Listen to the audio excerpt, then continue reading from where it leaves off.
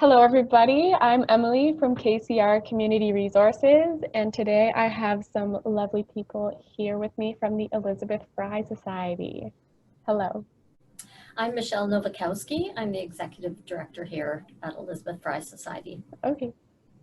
And I'm Renee Clarkson. I'm the Office Coordinator here Okay. at Elizabeth Great. Fry. Nice to meet you guys. So, tell me a little bit about Elizabeth Fry. Well, we're the longest standing women serving agency in the central Okanagan. We're the only sexual assault center, and we provide services to survivors of domestic violence and sexual violence. Wow. Wow. And how do volunteers make an impact on your organization's programs and services? Well, I can actually speak from firsthand experience. I was a volunteer before I became employed with. Oh, wow. I did.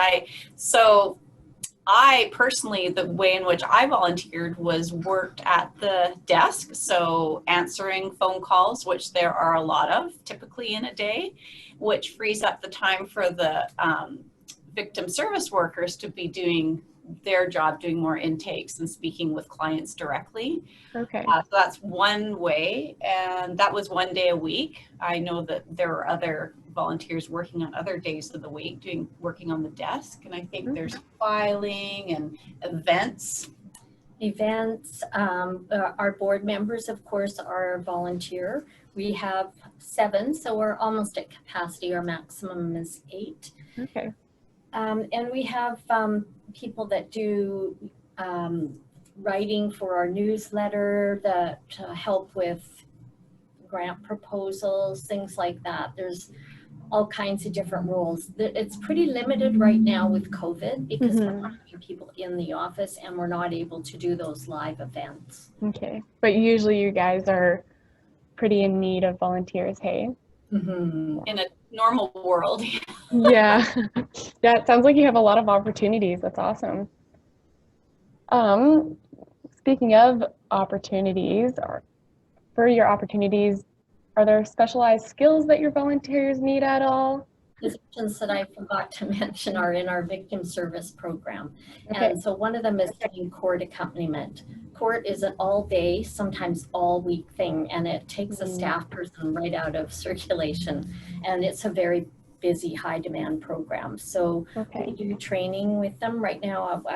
Right now we have 2 volunteers that are doing that on call when we need them. This court is going back in and they're doing more of that on a more limited basis, but I expect that to open up after Christmas. And then the other thing is we're working on developing a sexual assault accompaniment program, which we lost when we lost sexual assault funding in 2002, and we're trying to build that up again with volunteers. And that would be, you need skills like listening skills, any kind of social worker psychology training that anyone would have done would be helpful. And we will be doing training here too. You'd also have to just be the right fit for that. It's a difficult role, and you'd have to be available on weekend and evening. Yeah. Wow. So yeah, it sounds like you guys really appreciate specialized skills, but you have that training available as well. So that's awesome. And how many hours per week or month do you expect from your volunteers? It varies, doesn't it? Really depends on, so for instance, on the desk, when things were back to normal, if you were like a day or 2 of volunteers? People were a minimum of half a day a week. If we had 8 or 10 volunteers that each did half a day, we'd be covered. Okay, so like 4 hours a week? Yeah, but we've often had, when you were a volunteer, I think you did a full day. Okay. Yeah, and then I guess with events, it depends on which events. If it's a big event, it could, be a lot of days and hours in a row. Getting ready and going to the meetings and helping the planning, and there's all different rules in events. Some people just come the night of the event and they work hard that night, whether it's our Take Back the Night or whether it's a fundraising event. And then some people are more on the committees and helping with publicity and planning and all of those things. Okay. Sounds It's varied for sure. Yeah. Or if it's something as filing, then it would be a 4-hour stint probably. Yeah. Okay. And what about for those volunteers that are more administration help? Would they have training as well, or do you just expect them to have those skills? Be comfortable on the phone for sure. Mm. For sure. Yeah. Because there are, yes. And we do training. They need to be a personality or have some training about how to calm people down, because the people we work with, we often see at the very worst time in their life, and they're upset. And so we've never had someone at the front desk who wasn't able to do that, keep their calm voice, not react if somebody starts yelling at them, just be able to calm them down and get them passed on to a staff person pretty quickly. Okay. It's nice to know what to expect on the phone there. So. And because the phone too is the first place that these individuals are the first person they're going to talk to. So I don't think as a volunteer you be expected to have a lot of information or knowledge about everything that victim services entails, but exactly as Michelle said, just being able to cover the basics, to just bring them down a couple of levels, and just take a message, but just being able to communicate.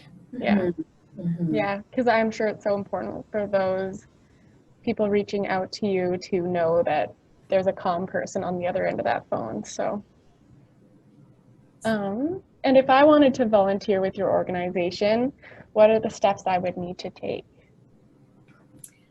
So we would, you would email us at info.efry@coefs.ca, coefs.ca. Okay. And we would send you a package, an application package that tells you a bit about our agency, what the expectations are, and you would apply.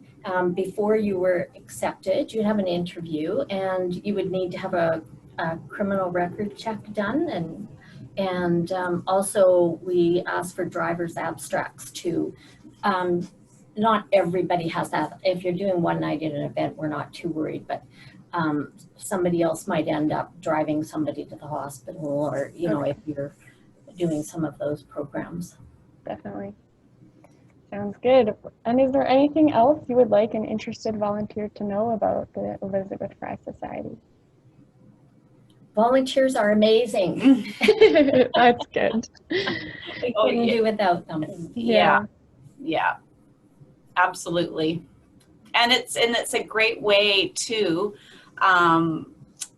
for the volunteers to gain experience of this as an area that, for anyone that's entertaining the idea, or someone that's interested in you know, maybe social work or counseling, and they want to experience, because what I found is that like applications to different programs are really now considering volunteer hours that you've put in places. It doesn't just have to be paid work experience. And that's really important. So you can certainly learn a lot from being a volunteer with Elizabeth Fry. Yeah, definitely. Yeah, especially for those, like you said, social work or counseling. Those are such amazing skills to have, and, you know, experiences to have as well. So great. Well, thank you guys.